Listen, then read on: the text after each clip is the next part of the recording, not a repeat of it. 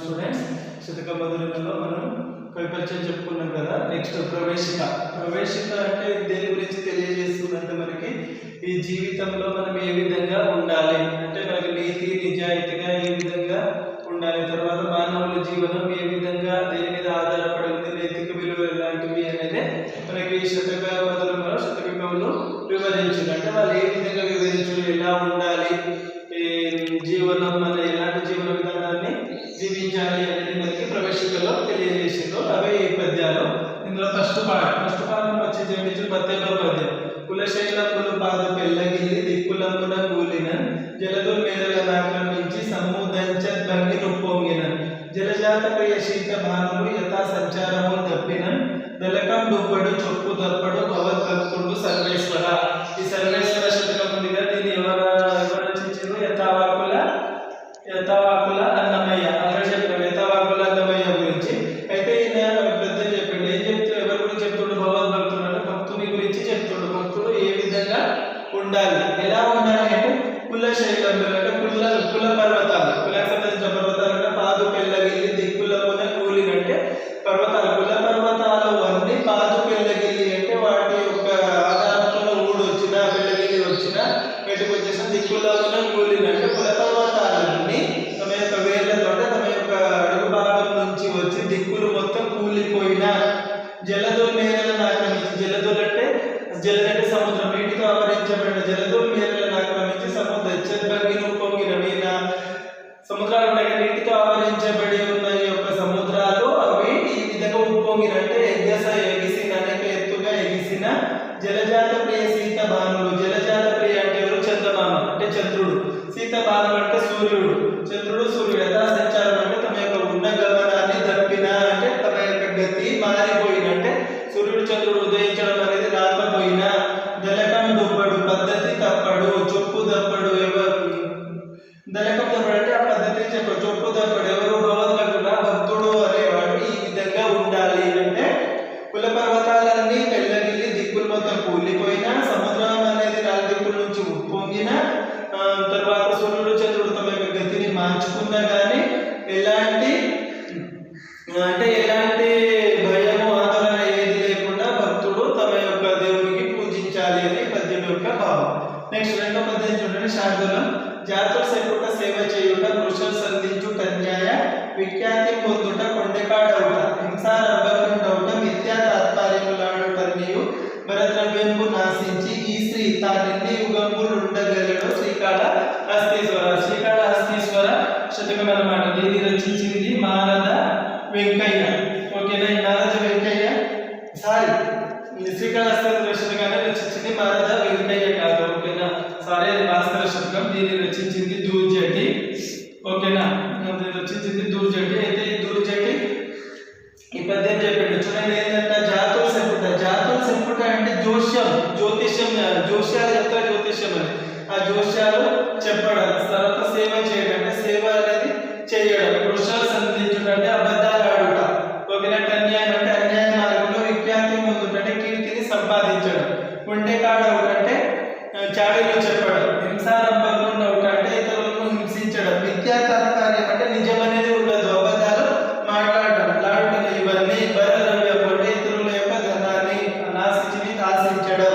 ఈ శ్రీ అంటే ఇలాంటి సంపద తాను ఎన్ని యుగాలు సంపాదించినా అది వేస్టే కదా అంటే తనకి రాదు కదా ఓ శ్రీకాళహస్తీశ్వర అని దూర్జటి చెప్తుడు. ఓకేనా? ఒకసారి జాతులు చెప్పుట అంటే జోష్యాలు చెప్పడం, తప్పుడు జోష్యాలు చెప్పడం, సేవ చేయడం, తర్వాత అబద్ధాలు ఆడటం, అన్యాయ మార్గంలో కీర్తిని పొందడం, చాడీలు చెప్పడం, ఇతరులను హింసించడం, అబద్ధాలు మిథ్యా తాత్పర్యాలు అంటే నిజాలు మాట్లాడకపోవడం, ఇవన్నీ పరద్రవ్యం ఇతరుల యొక్క ధనాన్ని ఆశించి తాను సంపాదించిందే కదా ఇది ఎన్ని యుగాలు ఉండగలదు శ్రీకాళహస్తీశ్వర అని నేను దూర్జటి చెప్తుడు. ఓకేనా? ఈ రెండు పద్యాలు దీనికి ఆలోచించండి, చెప్పండి. ఏమి చెడు? భక్తుడు పద్ధతి తప్పడు అని కవి అన్నాడు కదా. పద్ధతి తప్పడం అంటే మీరేమనుకుంటున్నారు? పద్ధతి తప్పడం అంటే ఏం చేయాలనుకుంటుండో తన యొక్క సక్రమైన మార్గంలో చేయడం, ఎవరైతే కీడు తలపెట్టినా ఏం చేసినా తన పద్ధతిని తప్పకపోవడం అనేది మన యొక్క ఫస్ట్ పద్యంలో నేర్చుకుంటాం. అదే ఆన్సర్. కీర్తి ఎలా కలుగుతుంది? కీర్తి ఎట్లా కలుగుతుంది? మనం చేసే మంచి పనులు, దాన ధర్మాలు, ఓకే, దాన్ని బట్టి మనకి కీర్తి అనేది కలుగుతుంది. ఓకేనా? ఇక్కడ మనకి ఏమి ఇచ్చిన అన్యాయ నెక్స్ట్ మనిషి చేయకూడని పనులు అంటే మనిషి ఏం చేయవద్దు. ఇప్పుడు ఇతరులకు చాడీలు చెప్పడం, అన్యాయ మార్గంలో కీర్తిని సంపాదించడం, హింసించడం ఇలాంటి లక్షణాలు ఏవి చేయవద్దు. ఓకేనా, ఇది ఫస్ట్ సెకండ్ పద్యం యొక్క భావాలు. ఇది ఫస్ట్ భాగం. నెక్స్ట్ సెకండ్ భాగం చూడండి.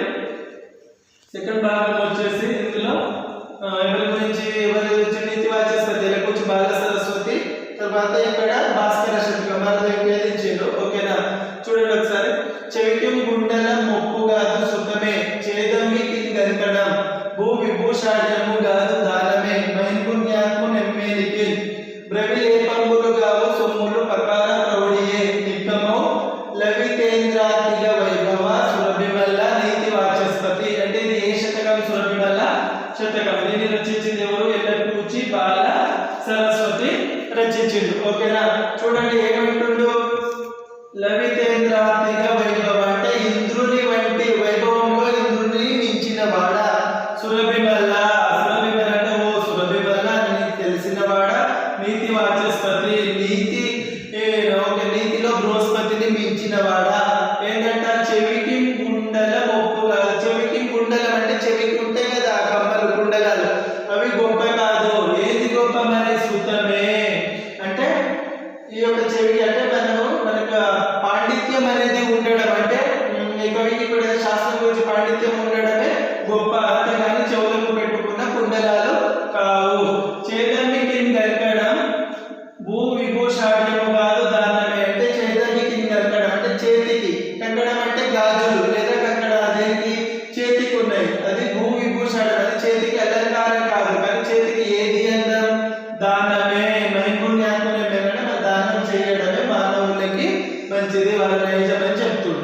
బ్రవిలేపములు కావు సొమ్ములు పకార ప్రౌఢియే అంటే బ్రవిలేపం అంటే మనం పెట్టుకునే పైన సుగంధాలు లేదంటే సెంటు ఇలాంటివి మాత్రమే మనకి సొమ్ములు కావు. ఏంటంట? పకార ప్రౌఢి అంటే ఇతరులను మంచి మార్గంలో నడిపించడం, ఇతరులకు పకారం చేయడమే నిజం కదా. ఓ ఇంద్రుని మించిన వాడా, సురభిమల్ల నీతిలో బృహస్పతిని మించిన వాడా. చెవికి ఇప్పుడు పండితులకు శాస్త్రం మాత్రమే, శాస్త్రం తెలిసి ఉండాలి, పండితులు తెలిసి ఉండాలి కదా, మనం పెట్టుకునే గుండెలాలు కావు. చేతికి కంకణాలు ఇంపార్టెంట్ కాదు. ఏది ముఖ్యమైనది? దానం చేయడమే ముఖ్యమైనది. అంటే మనం శరీరం పెట్టే సుగంధ లేపనాలు ముఖ్యమైనవి కాదు, ఇతరులకు చేసే సహాయమే గొప్పది కదా అని ఎల్లకూచి బాల సరస్వతి 3వ పద్యంలో తెలియజేస్తుంది. నెక్స్ట్ 4వ పద్యం వచ్చేసి భాస్కర శతకం గురించి చూద్దాం.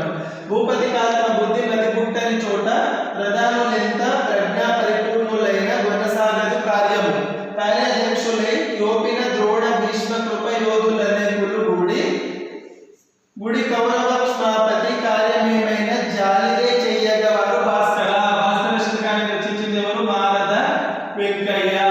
ఓకే, ఏంటంటే ఇక్కడ భూపతి కాదు, భూపతి అంటే ఎవరు? భూమిని పరిపాలించేవాడు ఎవరు? రాజు.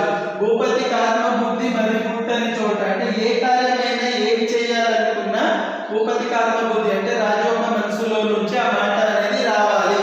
ఈ విధంగా అతని మనసులో నుంచి మాట రానప్పుడు ప్రధానులు ఎంత ప్రజ్ఞా పరిపూర్ణులైన అంటే రాజు ఏం చేయాలో తనకి తెలియనప్పుడు మంచి మాటలు మాట్లాడినప్పుడు అతని యొక్క ఆధీనంలో ప్రధానులు ఎంత పరిపూర్ణ అంటే ఎంత తెలివితేటలు గలవారైనా కొనసాగదు కార్యం. ఆ పని అనేది కొనసాగదు. ఎందుకు అంటే ఉదాహరణ కార్యదక్షులై యోపిన ద్రోణ భీష్మ కృప యోధులు అనేకులు కూడి. ఎందుకంటే ఆ కార్యసాధన ఎలాంటి పనినైనా సరే చక్కగా చెయ్యగలిగే కార్యసాధకులు యోధులు ఎవరు? ద్రోణుడు, భీష్ముడు, వీళ్ళు ఉన్నారు. వీళ్ళు యోధులు అనేకులు ఎక్కడ ఉన్నారు? కౌరవ క్షమాపతి అంటే వీళ్ళంతా కౌరవుని సభలో ఉన్నారు, కౌరవుల దగ్గర ఉన్నారు. కౌరవ క్షమాపతి ఎవరు? దుర్యోధనుడు. ఓకేనా, దుర్యోధనుడు అంటే కౌరవ క్షమాపతి యొక్క సభలో లేదా అతని దగ్గర దుర్యోధని దగ్గర ద్రోణ భీష్ములు ఉన్నారు. కానీ ఈ కౌరవ సభ లాంటి కార్యం కూడా వాళ్ళు చేయలేకపోయినారు కదా భాస్కర అంటారు. ఎందుకు సరిగ్గా వాళ్ళు చేయలేకపోయినంటే రాజుకి ఏం చేయాలో తెలియనప్పుడు, ప్రధానులు ఎంత చెప్పినా రాజు వినిపి అన్నప్పుడు ఎంతటి కార్యదక్షులు అయినా కానీ భీముడు, ద్రోణుడు, తర్వాత భీష్ముడు, ద్రోణుడు మరియు భీష్ముడు ఇలాంటి గొప్ప వాళ్ళు కార్యం సాగలేదు. అంటే ఏంటిది అక్కడ ప్రాబ్లం అంటే ఈ రాజు దుర్యోధనుడు అంటే ఇలా సరిగా లేడు అని ఈ పద్యం యొక్క భావం. ఆలోచించండి, చెప్పండి. చూడండి, పరోపకారం శరీరానికి ఆభరణమని కవి ఏ ఉద్దేశంతో అన్నాడు అంటే ఇక్కడ